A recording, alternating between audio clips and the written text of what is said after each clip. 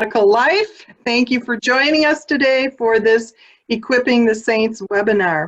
Today we'll have time to check in with one another and how we're all doing and navigating our church life in the midst of this pandemic. And as ever, it's ever changing. So we always have something new to talk about. In addition, since this is Bishop Rogness's last time on a Synod webinar with us, he'll share some departing observations and comment about moving into the next chapter of the Synod's life. So in a moment, Bishop Rogness will explain how our time will be used, but as ever during the webinar, feel free to write your comments below, your questions below in the chat, and we'll address those as possible throughout. Also note that we are recording this webinar for those who are unable to make it, and of course, if you want to go back and revisit anything, I've written the address on our Synod website in the chat. It's www.scsw-elca.org/webinars. But first, let's turn our attention to the one whose purposes we serve. Let us pray. Good and gracious God, you embrace us with your immense love and mercy. Sometimes it feels like this pandemic is our enemy, attacking our identity and our purpose, and we're wandering in the wilderness. Remind us that we belong here with as much right to the name Christian as anyone. You are building a kingdom and using us brick by brick, stone by stone, with Jesus Christ as the cornerstone, holding it and holding all of us together. Help us to see a new thing taking shape day after day, a holy temple of believers eager to follow you and eager to seek ways to invite others into a life-giving relationship with you. Bless our conversation here, Lord, so that we may always be listening for the next best way that we can be a blessing to others and to you.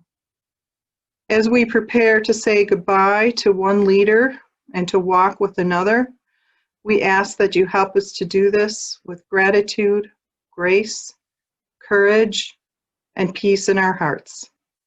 We ask this through Christ our Lord. Amen. Amen. Now I'll turn it over to Bishop Rogness. Thanks, Vicki. So here's my plan for today. As Vicki said, we'll start with the normal kind of check-in we do, some breakout times for you to be talking with a small group and give you a chance in a little less formal or large gathering to surface any questions or talk about things that are going on in your world. And in the midst of that, as always, if questions arise, keep track of them and let us know what they are, and so they can be part of the larger conversation as well. So we'll do that early on, and then after we come back from that, I'm going to take a little bit of time, not very long. Last time I said I was going to take a little bit of time. I think I took 35 minutes. We're not going to do that this time. But at the Synod Council meeting that meets on Saturday, I've prepared a written report sort of debriefing some of my time here, and I thought, well, it might be good to share some of those observations in this conversation as well. A sort of a parting observations by an outsider who for 12 months has been an insider. And then we'll turn our focus towards the future and the transition that'll be now unfolding between now and the time that Joy Mortensen-Wiebe takes office on the 1st of October. So we'll talk a bit about the future as well. So that's my plan. And as always, that's open to any questions or observations or topics that anybody else wants to raise verbally or in the chat room, and we can touch on those too. But to start with, let's do the breakout time. We'll take about 10 minutes again and have Robin send you into groups of 4 or 5 or whatever they are.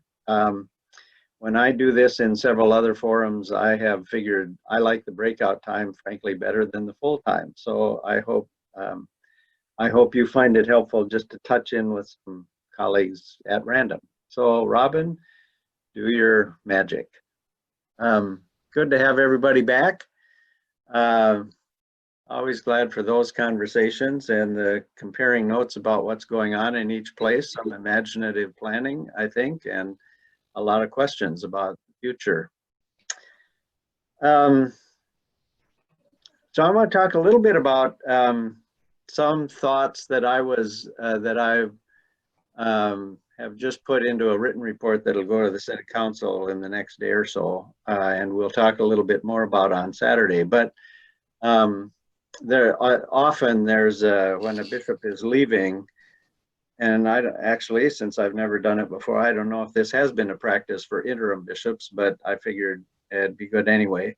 There's a kind of an exit interview process that the bishop and the Synod Council are sort of led through by somebody from Churchwide, and we aren't doing that. We aren't gathering. There isn't somebody from Churchwide, and I'm not one of your elected bishops that is leaving. But I figured, even so, I'd share some thoughts. So here were a couple of the things that I talked about. I won't read the report, but one of the first things I talked about was the fact that when just some general comments about the health of the Synod. When I was first approached by Bishop Eaton's office last August, over a year ago now, they said because the ending of the previous bishop's term was abrupt and in fact came sort of on the heels of a whole history of at times troublesome endings of a bishop's tenure, that there was some conversation, Walter May said, about perhaps we should take 2 years, like you often do in a congregation. If a congregation has a whole series of ministries that are short and pastors are chewed up and spit out, and there must be something wrong with the system, and that maybe the Synod was thinking about doing 2 years. And I said, first of all, I said, I'm not up for 2 years. And so if they needed to do that, which I could understand, they should look for somebody else. But I also said, I know the Synod pretty well, and actually I know every one of the 6 bishops that have been here before, and I know their histories and how they ended. And I don't think the parallel with a congregation that chronically chews up and spits out pastors is an apt analogy, and or parallel. I continue to think that. I've said in several venues that I think that each of I sort of laid it out. Those of you who were at the town hall meetings back in January and February remember that as a piece of that, sort of laying the groundwork for that conversation, I did a thumbnail sketch of each bishop and how that term came to an end. And I said then, and I've said since, that each one of those was such a unique situation that to say it was foreordained because of the chemistry of the place they were serving, I thought was a stretch to try and make that case. I continue to believe that. I think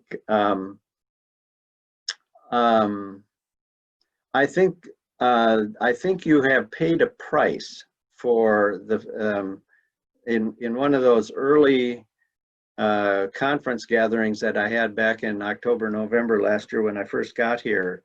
Someone, I don't even remember who it was, who had recently come into this synod from the La Crosse area synod, said this is really different because in La Crosse we had long tenures of bishops. We knew it. It of course was a smaller synod, so there was a sort of a tight feeling of identification with and feeling a part of the synod in a way that I think has not been the same in this synod because of that history, because of more rapid turnover than most synods have had. But that's been a result of the circumstances around each one of those people that served as bishops. So I think that all the seeds are present for this to be a really helpful synod, a healthy synod. I think one of the things that was, I think mission support of this synod is not as strong as it could be, and I think that's related to the fact that there hasn't been a strong sense of relationship between congregation and synod. But the missional perspective of being willing to support the work of the wider church, I thought was very effectively shown by Bruce Hutler at the Synod Assembly in the Treasurer's Report, where he contrasted what congregations give in mission support and then what they give in designated support for all kinds of other work that is done within the context of ELCA, global mission and world hunger and so on. I don't think many people in your synod are aware that the South Central Synod of Wisconsin has the highest per capita giving to world hunger of any of the 65 synods. And that's a pretty commendable piece of information for saying what's present in this synod in terms of a heart for being the church for the world. And I think the strong affirmation that was received in the whole process that led up to the election of a bishop, starting both last fall in those conversations that I had when I first got here, and then those town hall meetings and the nominating process and so on. There's been a high degree of interest, high degree of participation, and all of which I think says there's a real readiness to be church together. So I think that's important to say, especially because I think there's the people who look from the outside at the synod and say, how come all this happens in the South Central Synod, begin to raise questions. Well, I think it needs to be said, this is a pretty healthy synod and has a lot to build on, and I think has every reason in the world to anticipate a good future. So I want to talk a bit about that with the Synod Council too. One of the things, a suggestion that I will make, and I have no idea where it will go, but it doesn't hurt for you to be aware of it, in case they think, oh, there's something to this. That when I went around to those fall conversations, there were several comments that would surface. They weren't all phrased the same way, but the gist of it was this: we're not sure who the synod is and who's making those decisions, and it seems like it's a kind of a distant group, a kind of a cabal that runs the synod, and we're not sure who and why and how they decide what they decide. And it has occurred to me that this is now the fourth synod that I served, counting the old Southern Wisconsin district going back that far. It's the first time that I've been someplace where the Synod Council is not made up of people who are put onto the council by conferences. So the nominating committee is appointed by the Synod Council, and the nominating committee nominates people to be on the Synod Council, and it's a sort of it's not exactly a self-perpetuating board like some of the boards, but it does operate with, well, who do you know that might be good? And that's not a very broad-based way of operating. So, however, here's one of the things they'd run, if the council said, well, let's talk about restructuring, this is what they'd run into. You have a lot of conferences, 12 different conferences that are small conferences. And on the one hand, I really liked that. When I went back, when I last fall was going to sit down throughout the synod, I was sitting with 10, 12 people, most of those times, sometimes 15 maybe, but it wasn't a big room full of people. And I really liked that. The conversations were better. It went deeper, quicker. So I'm not at a place to say, I think you ought to consolidate conferences. I think what we learned is there are times and places where consolidating conferences can happen and should. In fact, the two westernmost conferences where Robin Lucky and Michelle Elfers are the deans now, they pretty much operate as a single conference, and neither of them were very active beforehand, and they're sort of finding some life. What's more, back when we did the town hall meetings, we decided we can't do 12 of these. That's too many to pack in. So we'll pair them up. we did 6 of them. And the deans just made all that happen. And that worked really well. So I suggested, this was taking a little bit of a page out of sort of how St. Paul had operated. St. Paul only had 6 conferences for the St. Paul Area Synod. And each one of the deans was an advisory member on the Synod Council. The council itself was made up of some people from conferences, but then the deans sat on it. And one of the ways that could easily happen in this synod and begin to have that broader input from conferences and back into the conferences throughout the synod would be to pair up those conferences and say, you 2 deans decide which one of you is going to be an advisory member of the Synod Council.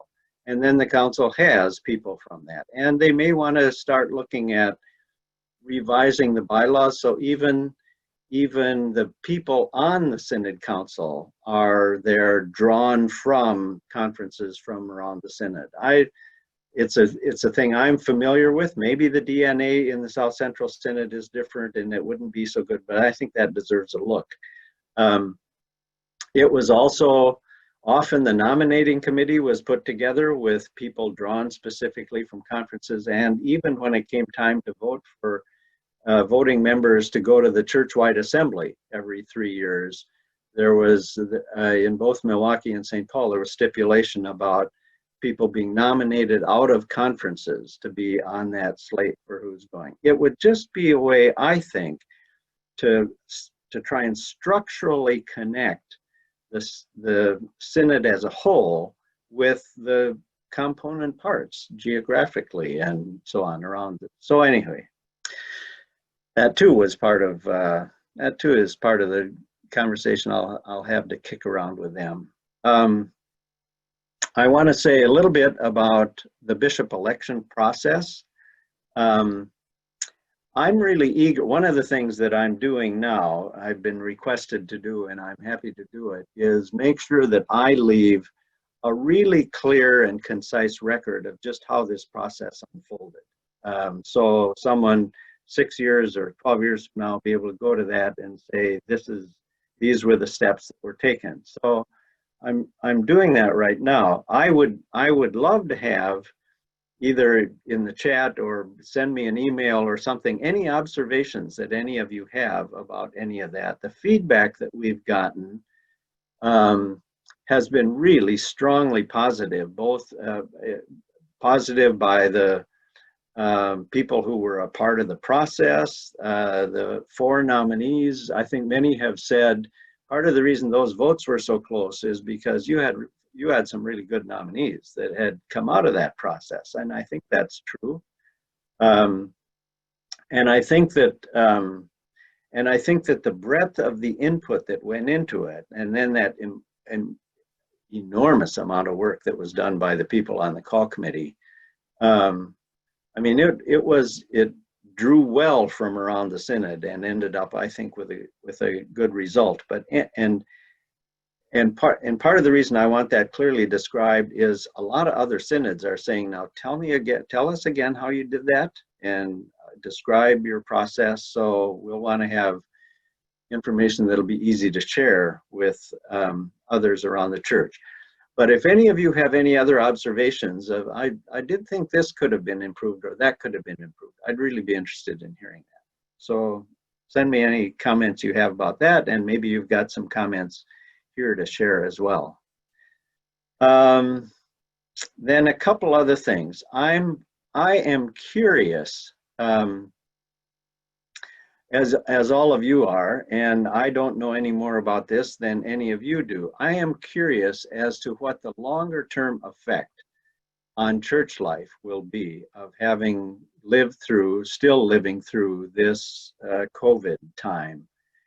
And I have a couple of things that occur to me. I have one that concerns me just a bit, and one that I think is rife with opportunity or possibility. The one that concerns me a bit is the longer this goes on, the more people become accustomed to a pattern of not coming to church anymore.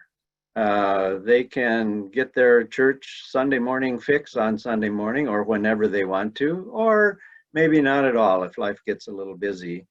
And I mean, now if they're going to go to church regularly, they block out 40 minutes to watch your online service on a Sunday morning. And then on minute 41, they're off doing something else instead of sort of having to block out most of a Sunday morning. And I worry about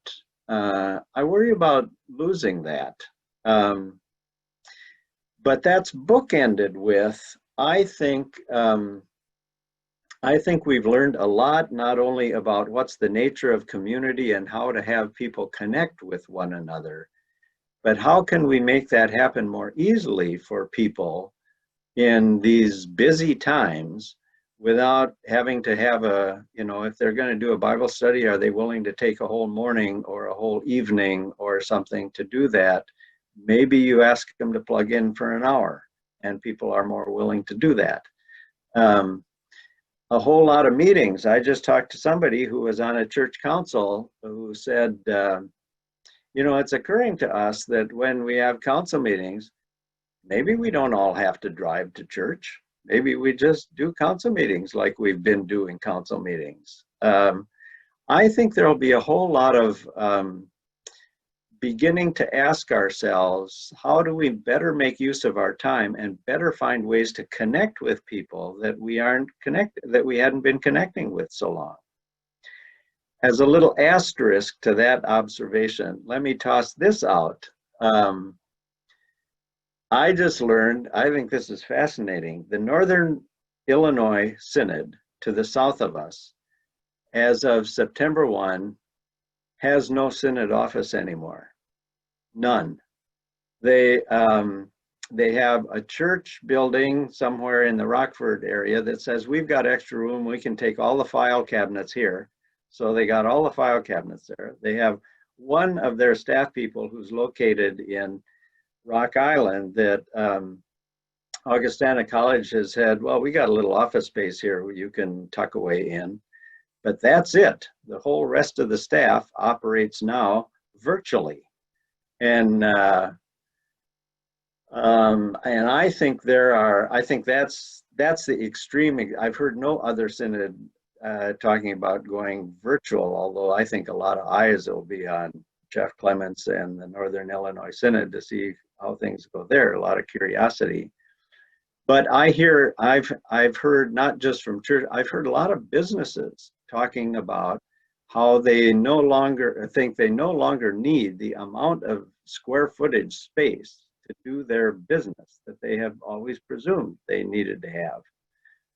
Office spaces like ours in the South Central Synod office, where every staff person has an office. You just assume that's what you need to do business. And now we're discovering there's a lot that can happen without that necessarily as a given. So are there efficiencies? Are there alternative structures that might come out of this? Might that happen in congregations? May we think differently about what we need? I don't know where all this is going to lead. You are the people who will be in the thick of that discussion, and I'll be on the sidelines, very curious to see what you're deciding and how you're moving ahead. But I think it's fascinating to think about doing that.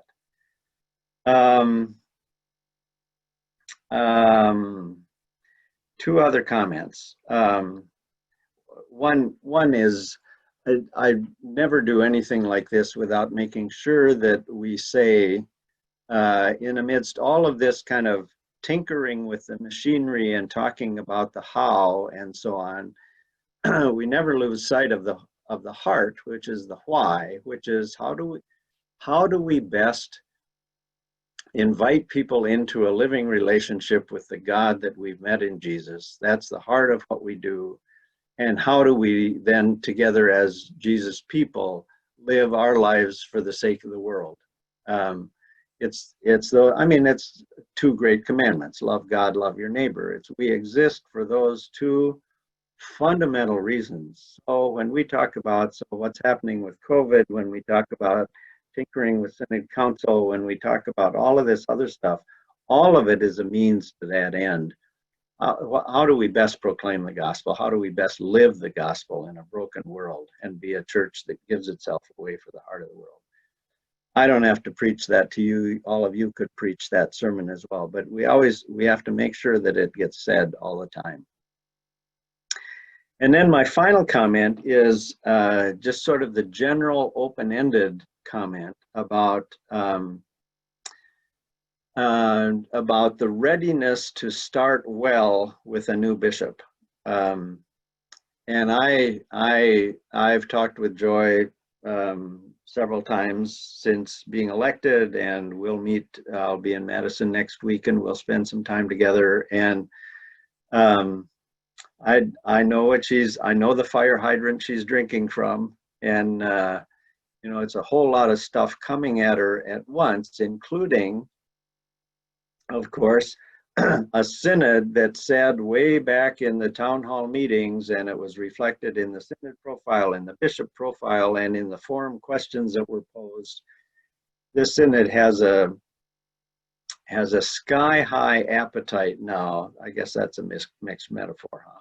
A ravenous appetite for forming a strong and healthy relationship between the pastors and congregational leaders in this synod with its new bishop. I mean, people are crying for that to happen. And Joy, as well as the others, spoke about the kind of priority that would be for them. So my encouragement to you is sort of twofold. One is, don't lapse back and say, well, that sounded good at the time, and whatever is going to happen is going to happen. Don't let go of the urgency of the importance of that happening. So if Joy says, I want to Zoom in with your conference meeting, make sure everybody in the conference is there. Make sure any opportunity you have to be with her is there. That's the first comment. And the second comment is, be patient and understanding, and recognize that though I don't think there's any question in her mind that that's very high priority for her beginning time with you as a synod. It's not the only thing on her plate. I mean, she starts October 1. October 1 and 2, you won't see her at all, because those happen to be the dates of the Fall Conference of Bishops meeting. So she'll be, and even in a couple of days in September leading up to that time is kind of a new bishop orientation time. So that she'll be snowed with that. And there'll be lots of, I mean, she's already signaled to the staff that she's very eager to be spending one-on-one time with each of the staff people. They've got a lot of work to do to figure out how do we go forward. And then she'll have work to do in establishing a working relationship with the Synod Council and the Executive Committee. And I mean, and the region is a whole nother thing. Candidacy is a whole nother thing. There's just a lot of stuff that call for her attention right away. So be supportive, be sympathetic, be understanding of all of that happening. And at the same time, don't lose the urgency of we need to know who she is. She needs to know us. That's what it's going to take for this to be good. Communicate with her, shoot her notes, suggestions, observations. The worst thing that could happen would be for her to be scrambling around trying to do triage and figure out what she needs to be doing, and then sort of wondering, so I wonder how people are thinking out in the synod. Well, let her know what you're thinking. Shoot emails. Don't expect long rambling treatises in response, but just stay in touch. Communication's two ways, and that's very helpful for her to get feedback about stuff. That would be very helpful. Well, I didn't talk for 35 minutes, but I probably talked a little longer than I thought. And I haven't looked at the Zoom chat at all since I've been doing this. So what is in there that somebody wants to pick up on? Vicky says, send comments here or email. Paula, say more about, you suggested long-term effect, the Barna study. Say a bit about that. Paula Harris. Sure, yeah. So the Barna study was done very early in March, and it's a little bit different constituency, but it's still nationwide. But they researched what people are most hoping for from their churches. So that's interesting to read. It has more to do with support than it does to do with, you know, church online, but that was also in March. And then Pew did a study really much more recently that's mainline churches. And they interviewed the folks that don't go to church, who are not going to change, the folks that go real regularly, and the folks that are, let's see, have a connection with church. I forget all the details. You can read it, but I sent the link in the chat. But what was really interesting and what made the headline was the folks that attend church regularly, which meant Pew defined that as they come once a month or more. Which, all right, now that's a decent definition. Those folks indicated that they intend, we know how intentions are, but after COVID, they intend to revert to their previous pattern with regards to attending church in person. And then there was a small group, less than 10%, who intend to do both in person and continue to consume online worship, so, or participate, or whatever you want to. Yeah, so it's a really hopeful study. Nice. And you can read it. It's not overly long. And Pew is solid. Oh, yeah. Yeah. I see Jim Hearn also posted comments about church on the go, both convenient challenges and opportunity.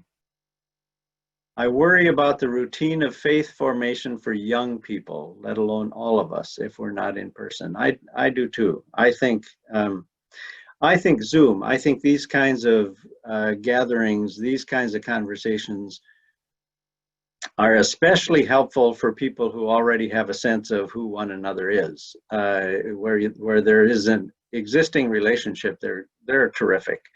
But I think it's a hard way to build a relationship with folks that you don't know. It's better than no connection at all, for sure. But especially with young people, two of my daughters are teachers, and they're doing online stuff now. And it was one thing last spring, you know, when the students that they'd had all year went home and they were connecting. But now suddenly they're seeing faces on the screen that they've never seen before and having to start from scratch, much tougher. So I think the faith formation thing is tough. We've asked this question before. Anybody got an aha to pass on about what you're doing with faith formation, Sunday school, confirmation, youth ministry stuff? Something that seems to be working kind of well where you are?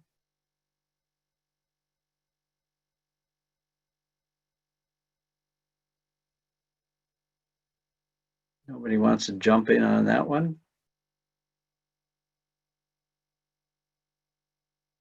I'm happy to talk again, just briefly. So we have a huge fellowship hall, and we have all the round tables set up. And for all those different programs, what we're doing is we're closing all the classrooms, and parents are invited to be with their children, and we're seating people by family group or by household.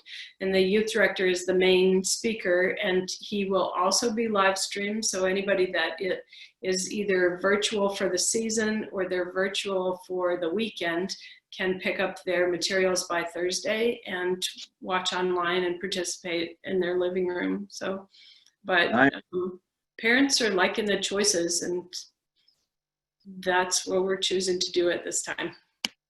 Nice. Well thought out, it sounds like.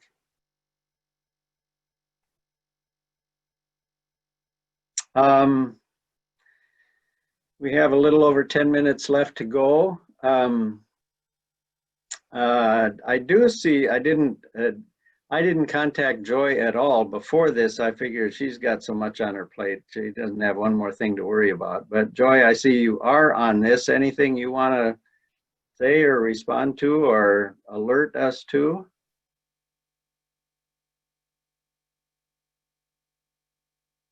There you are. In your kitchen, it looks like. I am in my kitchen. I think it was quite a sign that right when you were talking about the new bishop, my Zoom call fell off. So I think that was quite my comment for you today, that I lost all of you for that portion of time and now came back. I want to pick up on what you said just a little bit about this process. And it was truly from my perspective, having been in other bishop election processes before, I would commend the South Central Synod just for the way that your bishop election task force and all of the people involved undertook this process, because I found it to be a very helpful discernment process.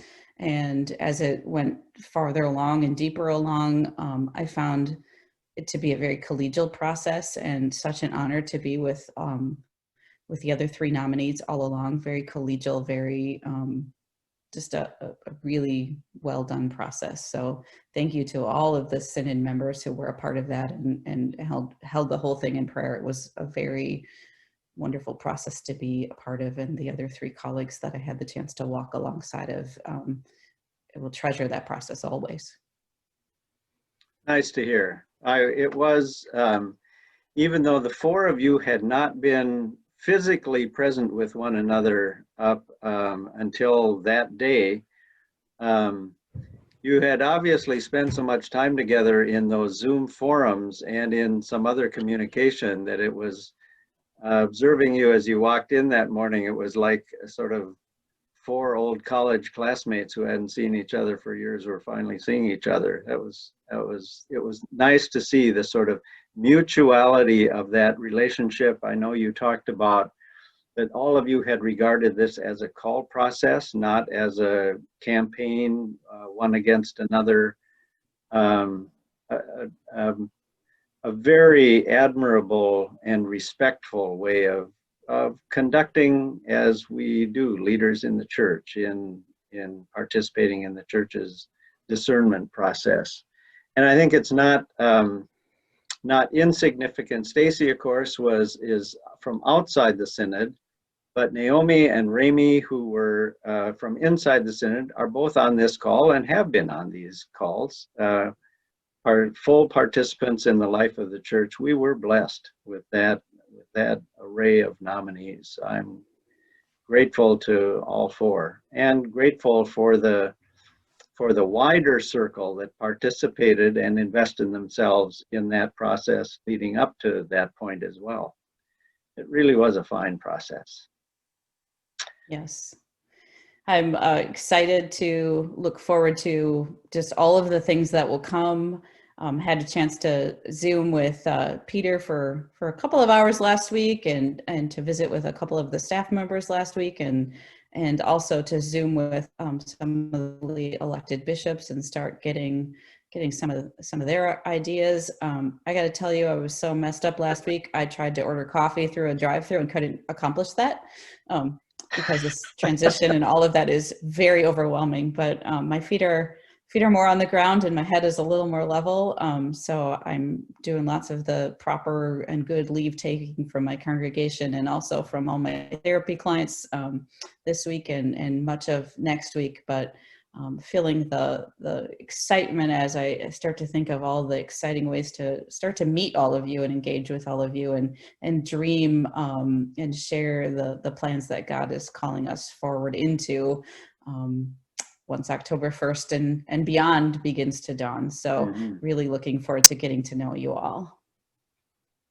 Well, I'd like to reassure you, Joy, that being bishop is easier than ordering coffee in a drive-through, but I don't think that's quite accurate. I sure hope it is easier, because that was not easy.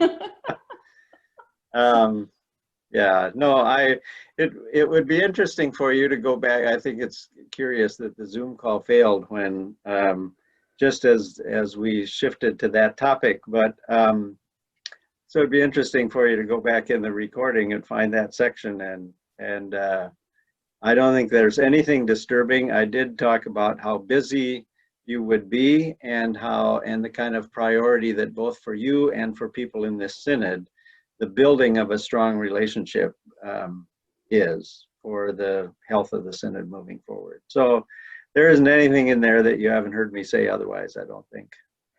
And I believe in relationships and getting to know all of you, and I want to find a really good way for us to do that as individual congregations or your conferences. So I've already started to think through how can we get about that right away. I think I said that in that last 5 minutes. I really don't remember so much of what I said, but I'm pretty sure I said that. If not, that is what I'm committed to, is getting to know all of you. And finding out a way to get to know what your hopes and dreams are for us as we move forward as the South Central Synod. So my brain is moving in that direction, and praying how do we start to listen and get to know each other and build a relationship. So that's exciting to me. I'm looking forward to that. And October 1st already is Conference of Bishops. So I'm gonna be a part of that on October 1st and October 2nd. And yeah, the calendar is already moving forward, so it's going to be exciting. I did ask last time the deans were together. We've been meeting monthly these last months, and last time I compiled, I'll send to you, Joy, and it's good for all the rest of you to know this. I asked the deans to list for me when are the meeting times, what day of the month, what morning, afternoon, and who's the convener, who sends out the information about Zooming and so on. So I have all of that on a chart that I will give you, and that's why I said earlier, when your conference says we're going to have the new bishop's going to be with us on our conference gathering such and such a time, make a priority to be there and be part of that conversation. And Joy will have all that information. I will send it to you today yet. And you can begin to look at that. Any other final comments for the good of the order? We should say, by the way, of course, we don't really, the planning is just now underway for this. Dates for the installation of a bishop are always set essentially by the presiding bishop's office, because she's the one who does the installing of new bishops. And we've been given the date of October 11th. That's a Sunday. But of course, in this time of COVID, this is not going to be, let's pack First Lutheran in Janesville. This is going to be largely remote. Their guidelines come out from the ELCA, from the presiding bishop's office, that the committee will work with. And I suspect within a short time, I know there's a meeting tomorrow already of people doing this planning. But you might identify that as a time, and that's the day that it's going to happen, and plan on tuning in whatever way people are invited to tune in that day. So a kind of a save your date thing. Anything else? I had,